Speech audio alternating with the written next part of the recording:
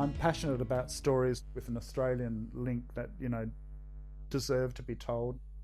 Stories of genuine significance that are about who we are, where we've come from, what we are now. I was born in Narrogin Regional Hospital a bit after midnight on the 22nd of June 1955. Bitterly cold night. My mother had contracted German measles, so she was placed in isolation. The only place I could put her in the nursing home was on the veranda in the middle of winter. So that's how I came into the world. I had a farm at a place called Dardadine outside of Darkin, and it was a wonderful playground as kids. The biggest drama of my early childhood, when I was 2.5, we had pigs on the farm, and Dad had let one of the furrowing sows out of her pen, and so she set herself up in the creek bed, and she had all the suckling pigs. She was on her side asleep, enjoying the warmth and the sun. Then I'd wandered down the hill to the creek bed, and because she was asleep, the sow and the pigs were all suckling, I just grabbed one of the piglets off her teat. And of course, as soon as I did that and held it to me, it squealed. The sow woke up, stood up, shook all the other piglets off her and went for me. And so she grabbed me first by the back of the leg, and then she threw me up in the air, and then she caught me by the arm. So I had broken arm, I had deep gash behind one of my legs. A comedian friend of mine developed a whole act around my being attacked by the pig, so I'm known as the Darkin Pig Boy.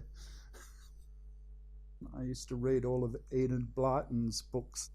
I decided I'd write to Enid Blyton and say that I've established a famous 5 club in my hometown of Darkin, that there are only 3 human members and 1 dog, so we're still looking to recruit a 4th human for the club. And I suggested that she might consider writing her next book, Famous 5 Adventure, and set it in Australia. And she wrote back to me saying how lovely it was to hear from a member in Western Australia. Well, we'd moved to Condinnon out in the extreme eastern wheat belt, and because I was a left-hander in those days, left-handedness was frowned upon by a lot of teachers.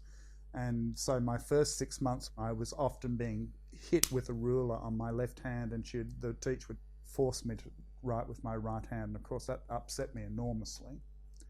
And fortunately, we moved back to the farm, and I went back to the Darkin Primary School.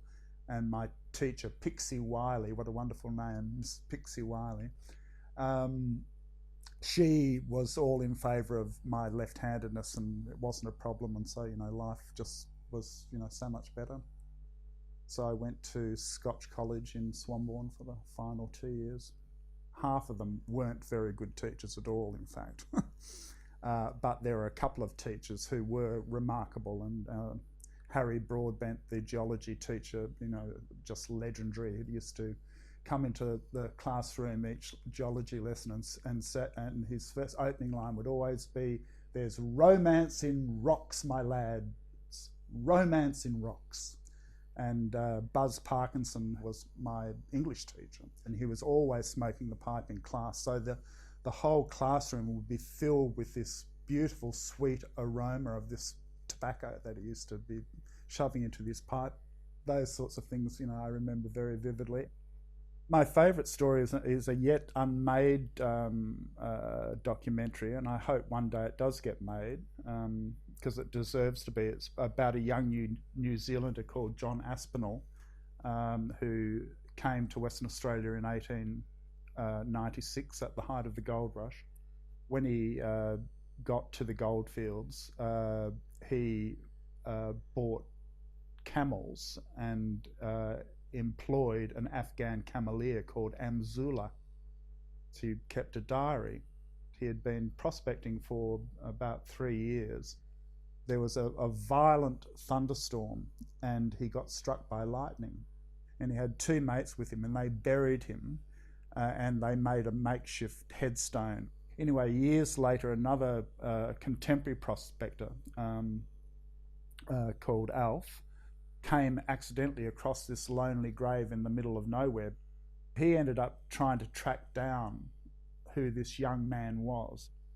And lo and behold, one of his relatives, one of the Aspinalls, contacted him and alerted him to the fact that Aspinall's diary had been salvaged.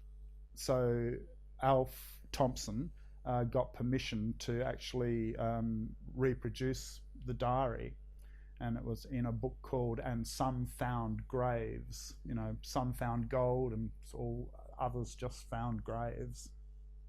It's just such a fabulously important story.